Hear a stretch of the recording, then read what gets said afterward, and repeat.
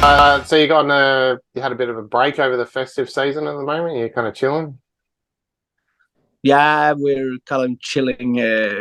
Don't have much to do during the Christmas times, and I'm doing some pre-recording stuff for my other band right now Oh, during these cool. days, Yeah, but nice. nothing special, Okay. I guess. Yeah, that's cool. Getting prepared for the release of the eighth Isole album, but other than that, it's. And I had a cold the last few days, so Mm. but life goes on. Yeah, that's it. Cool. Well, look, if you wouldn't mind, I wouldn't mind going back to 1990, when Isole was forlorn. How'd you first all get together back then? Back then, it was I started playing music with Daniel. It's my first musical mate, I guess. So it's we had a lot of projects going on in the late 80s and the early 90s, but somehow we got stuck with Doom.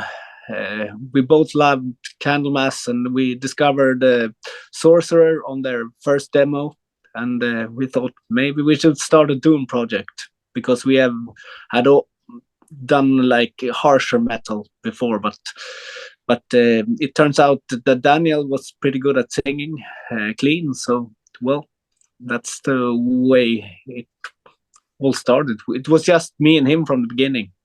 We recorded the first demo is just me and Daniel, and then we recruited some other members. I think it was Henrik, and oh no, it's later. We had some other kids that we knew back then, but they kind of fell off during the times because they didn't match up with us. I guess.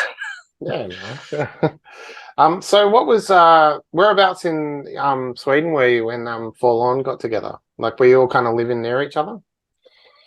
Yeah, we were living just maybe 500 meters from each other, me and Daniel.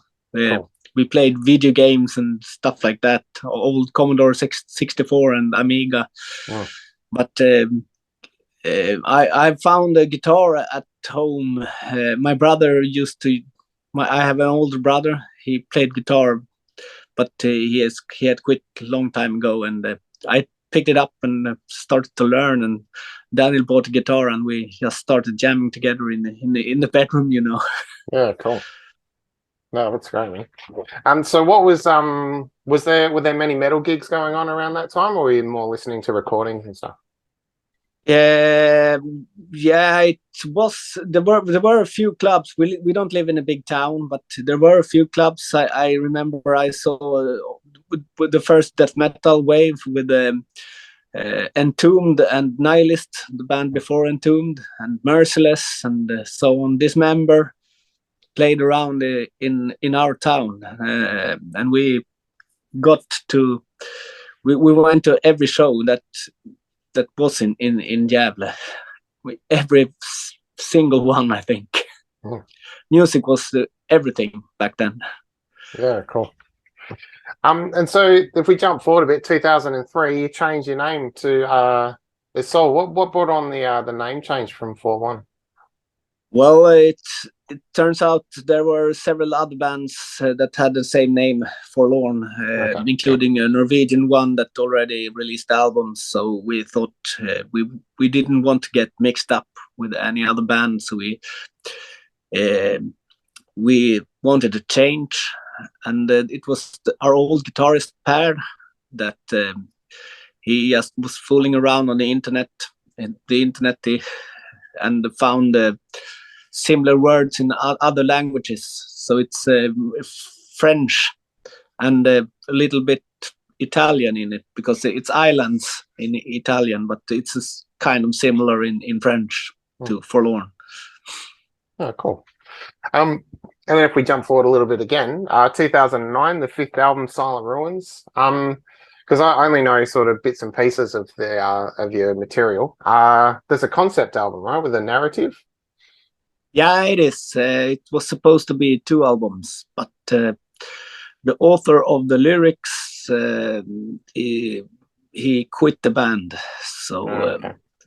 the follow-up. I don't know. Maybe we'll get together and he can finish the story, and we will put music to the lyrics. But I don't know. Maybe sometime in the future. He's still a friend of ours, but I don't know if he writes lyrics anymore. Okay, sure. So then we jump forward again. March 2023. We've got the new one. Anasidora, am I pronouncing that correctly? Yeah, I don't know. It's Greek. Oh, okay, sure. Yeah. Yeah. So it means sender of gifts, is that right? Yeah, it is. The meaning is sender of gifts, and some sources say it's another name for Pandora. Pandora's box. Mm-hmm. Yeah, So cool. the initial idea was to name the album Pandora's Box, but there are several other albums named, and I thought maybe we should do it a little bit mysterious, and we chose this name instead. Yeah, that's cool. And does the cover artwork sort of tie in with that theme? You got the guy with the key and the gate and everything. Is that sort of tied in with the Pandora's box idea? Yeah, it is.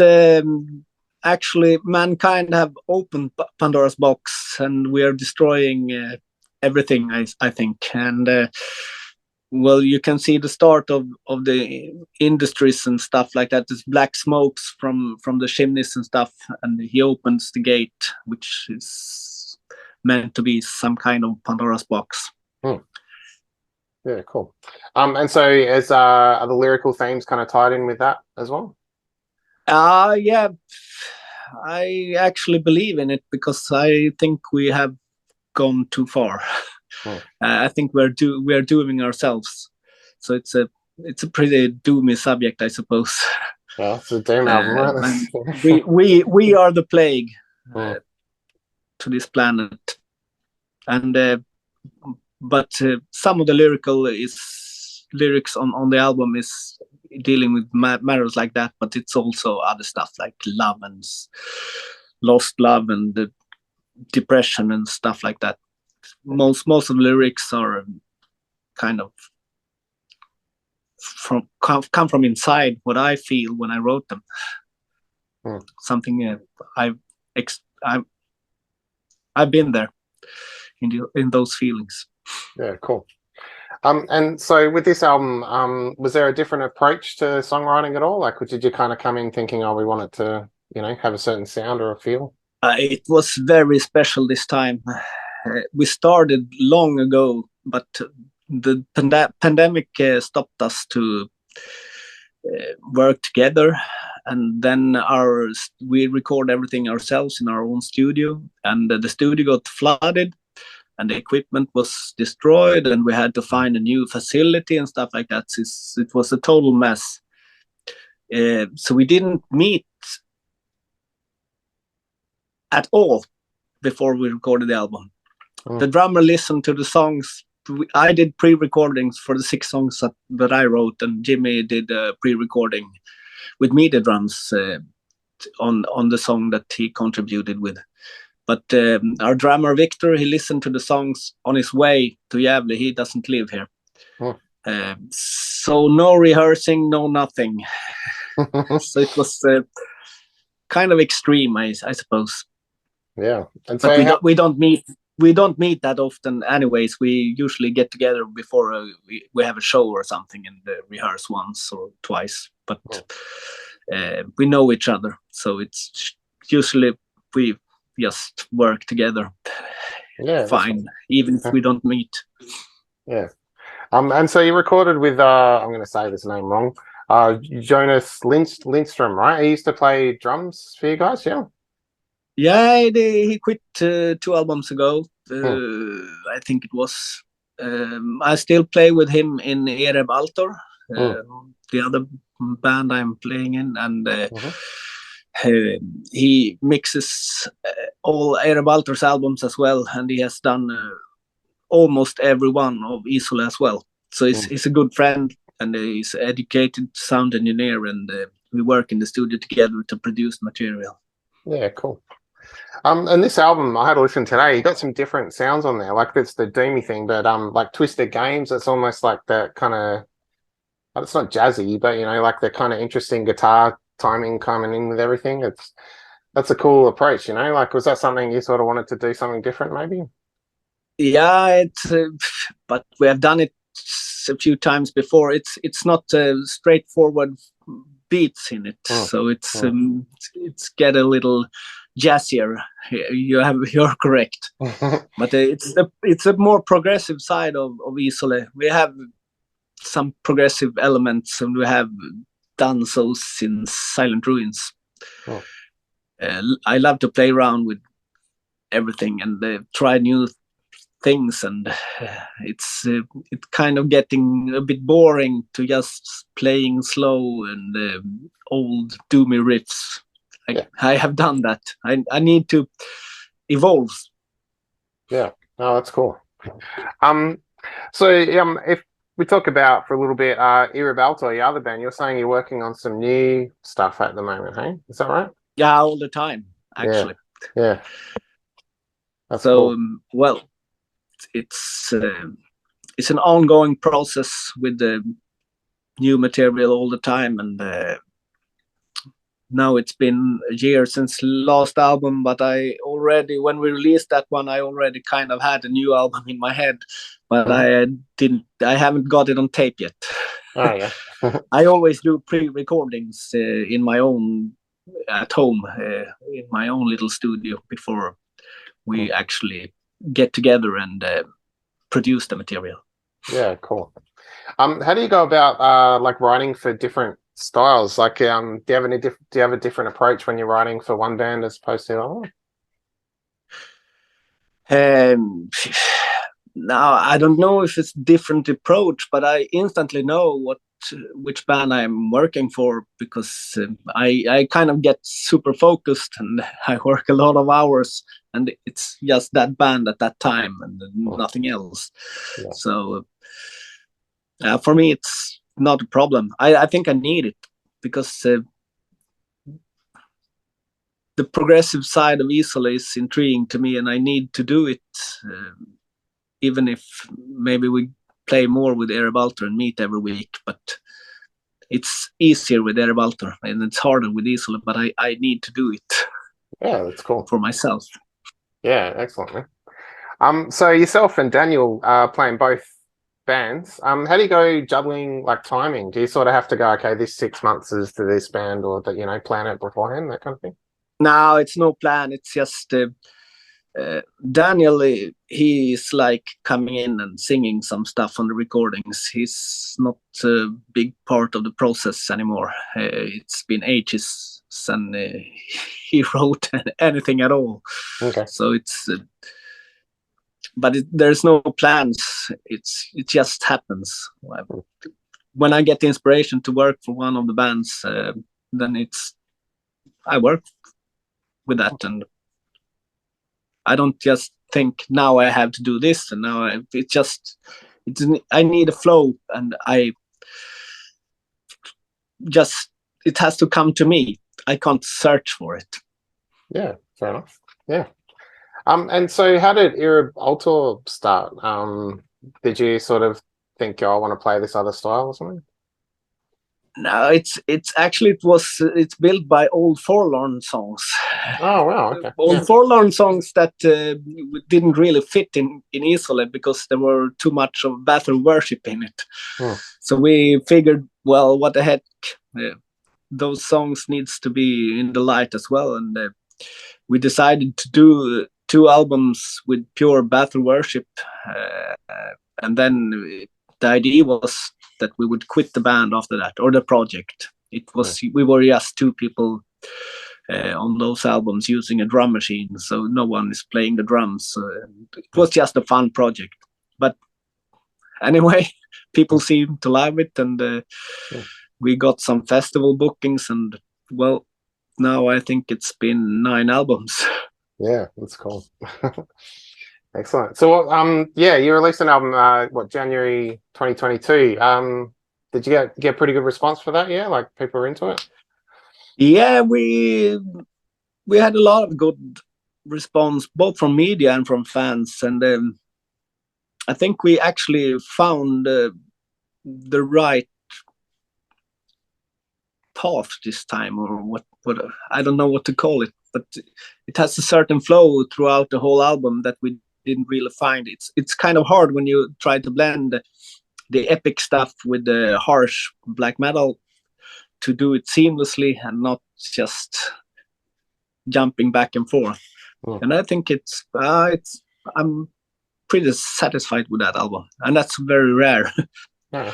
Usually 1 year after you release an album, you think, it kind of sucked, and we should do it differently and stuff like that. But I think it was a pretty good album.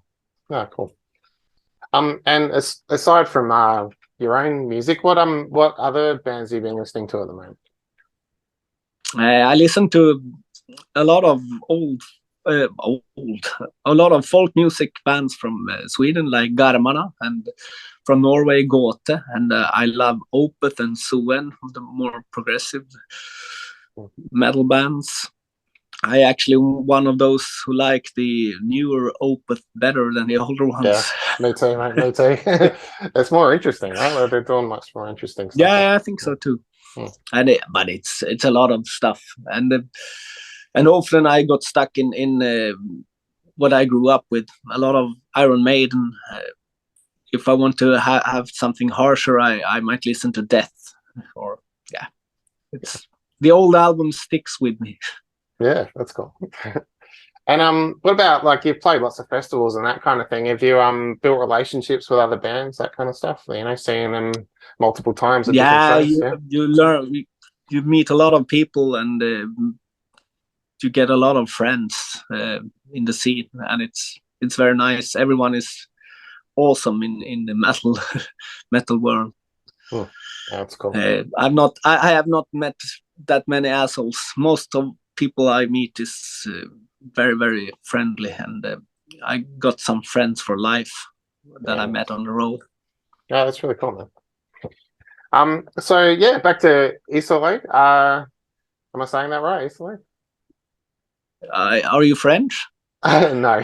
we say Isole. Isole. Okay. It's a Swedish pronunciation, I think. Okay.